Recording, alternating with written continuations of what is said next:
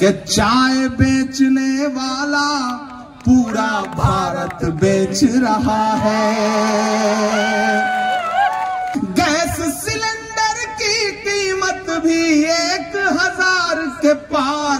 कहां सोया है चौकीदार, के कहां सोया है चौकीदार, कहां सोया है चौकीदार। विजय माल्या नाक के नीचे से हो गया फरार। कहां सोया है चौकीदार, कहां सोया है चौकीदार। पीछे तक लोग खड़े हैं, मुझे उनका भी समर्थन मिलना चाहिए। इधर जो हमारी माएं बहनें बैठी हैं, देखिए चुनाव जो है ना सिर्फ वोट देने का नाम नहीं है, चुनाव समर्थन देने का नाम है, चुनाव हौसला देने का नाम है। और हौसला हम कैसे दे सकते हैं? आपकी तालियां, आपका उत्साह, आपका शोर, प्रतिभाताई जहां भी होगी उसे हिम्मत देगी, मानस और पार्थ को हिम्मत देगी, कार्यकर्ताओं को हिम्मत देगी। इसलिए मैं कह रहा हूं कि सवाल पूछिए कि कहां सोया है चौकीदार। याद है ना भाइयों बहनों, देश के खजाने की चाबी मुझे सौंप दो, मैं देश नहीं लुटने दूंगा। याद है ना? तो अब मेरा मन कर रहा है मैं उनसे पूछूं कि कहां सोया है चौकीदार, कहां सोया है चौकीदार। विजय माल्या नाक के नीचे से हो गया फरार। कहां सोया है चौकीदार, कहां सोया है चौकीदार। गैस सिलेंडर की कीमत भी 1000 के पार। कहां सोया है चौकीदार, कहां सोया है चौकीदार। कवि और शायर को थोड़ी छूट होती है कि वो अपनी भाषा में बात कह लेते हैं। मैं कोई नाम नहीं लूंगा, लेकिन आप बिल्कुल वहीं तक पहुंचेंगे जहां मैं आपको पहुंचाना चाहता हूं कि चाय बेचने वाला पूरा भारत बेच रहा है। कमजोर प्रतिक्रिया आई है, दामन भर के मुझे आपकी तालियों और आपका साहस मिलना चाहिए कि चाय बेचने वाला पूरा भारत बेच रहा है। इसी काम में हासिल उसे महारत बेच रहा है कि रेल बिक गई, तेल बिक गया, बिका हवाई अड्डा। अगली पंक्ति में एक नाम लूंगा मैं कि रेल बिक गई, तेल बिक गया, बिका हवाई अड्डा। सब कुछ बिकता देख के खुश हैं अपने जेपी नड्डा। कि जनता महंगाई की मारी, जनता महंगाई की मारी करती हाहाकार। कहां सोया है चौकीदार, कहां सोया है चौकीदार। चंद्रपुर वालों, मुझसे वादा करिए आप कि एक बहन के लिए जो उसका छोटा भाई यहां अपना दामन फैलाने आया था, उसे 19 तारीख को निराश नहीं करिएगा।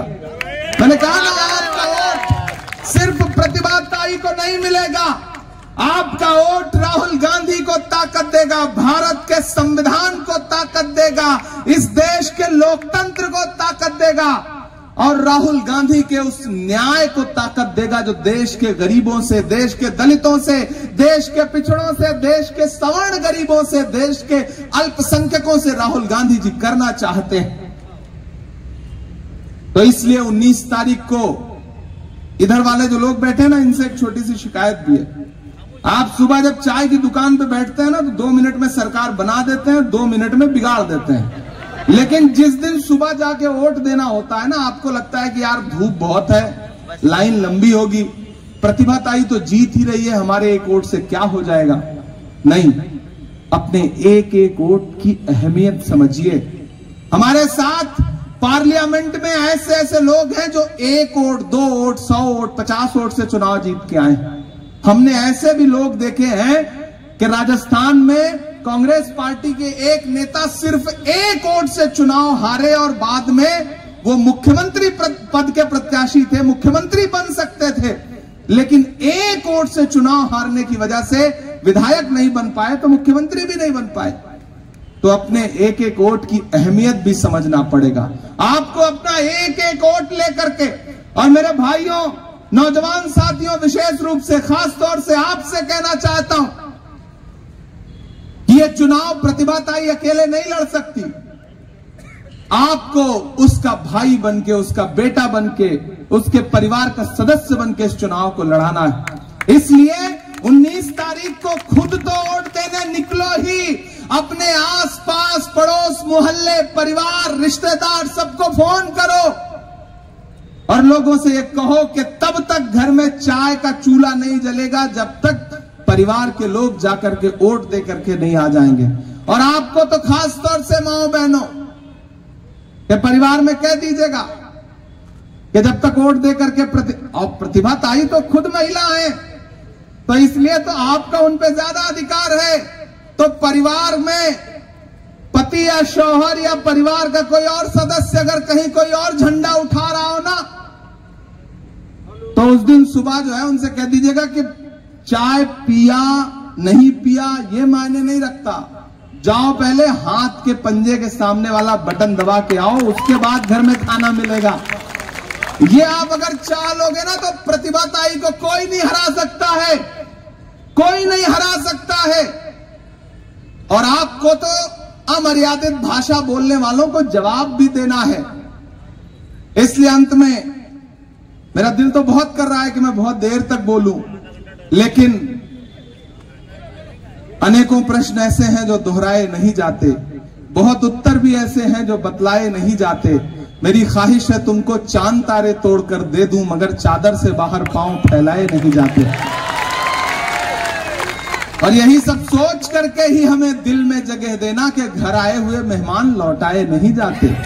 चंद्रपुर वालों, क्योंकि फ्लाइट पकड़नी है, सुबह एक और प्रत्याशी के लिए अपील करने जाना है, इसलिए आपसे अंत में बस यही कहता हूं कि मेरे आने की लाज बचाइएगा, क्योंकि हम वहां दिल्ली की संसद हो या सड़क हो, आपके मुद्दों पर लड़ रहे हैं। पिछले दिनों जब पार्लियामेंट में हमने आवाज उठाई मणिपुर की बेटियों के लिए, हमने आवाज उठाई किसानों के लिए, तो एक साथ 146 सांसदों को सस्पेंड कर दिया गया। जब सस्पेंड कर दिया गया, मुझे भी सस्पेंड किया गया था, क्योंकि मैं आपके लिए चीख रहा था, बोल रहा था, तमाम सांसद सस्पेंड हुए।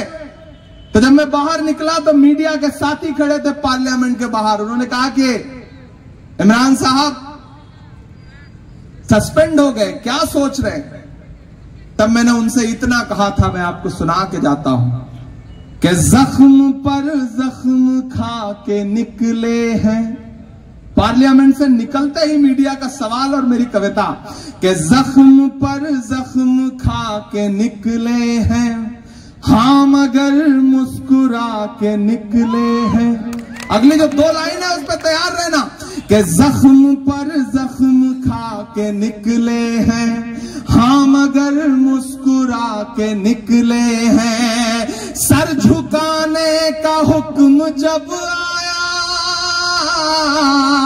सर झुकाने का हुक्म जब आया, और भी सर उठा के निकले हैं, नारे हक लगा के निकले हैं, और भी सर उठा के निकले हैं। शासन प्रशासन तमाम ताकत लगा करके डराने की कोशिश की जाएगी चुनाव के दिन, चुनाव से पहले, लेकिन चंद्रपुर वालों कह देना कि जुल्म की रात से नहीं डरते, सख्त हालात से नहीं डरते, तुमको तारीख ये बता देगी,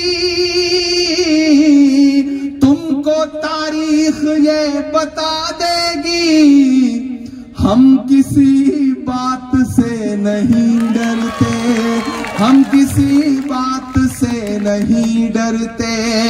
वक्त के हाकिमों को चेहरे पर, वक्त के हाकिमों को चेहरे पर आईना हम दिखा के निकले हैं, जख्म पर जख्म खा के निकले हैं, हाँ मगर सर उठा के निकले हैं। जाते जाते चंद्रपुर वालों, मानव पार्थ दोनों लोग गए, इधर इधर आओ, इधर आओ मेरे पास, इधर आओ। ये बालू भाई की दो विरासतें आपके सामने खड़ी हैं और मैं चाहता हूं कि इनको हौसला देने के लिए, इस उम्र में पिता का साया सर से उठना, वालिद का साया सर से उठना, शायद दुनिया में इससे बड़ा कोई हादसा नहीं हो सकता। इन बच्चों को आपके साहस की, आपके हिम्मत की, आपके साथ की जरूरत है। मैं चाहता हूं कि दोनों हाथ उठा करके आज कहिए, आप सारे लोग उठाइए एक एक हाथ और ये एहसास दिलाइए चंद्रपुर वालों, प्रतिभाताई को, इन बच्चों को कि बालू भाई नहीं रहे तो क्या हुआ, लेकिन बालू भाई की विरासत को आप सारे लोग कमजोर नहीं होने देंगे, नहीं होने देंगे ना, नहीं होने देंगे ना। तो 19 तारीख को घर से बाहर निकलिए, एक एक वोट हाथ के पंजे के सामने वाला बटन दबाइए। सीरियल नंबर कौन सा है? पहले से ही एक नंबर पे है तो फिर बात ही खत्म है। उसके बाद पहले से देखिए, ऊपर वाला भी कुछ चीजें निर्धारित करता है, पहले से ही एक नंबर पर है सीरियल में, बस जा करके एक नंबर दबा दीजिए, गिनती होगी 4 जून को तो एक नंबर पे ही रहेगा, इसमें कोई दो राय नहीं है। ये आश्वस्त करते हैं आपको।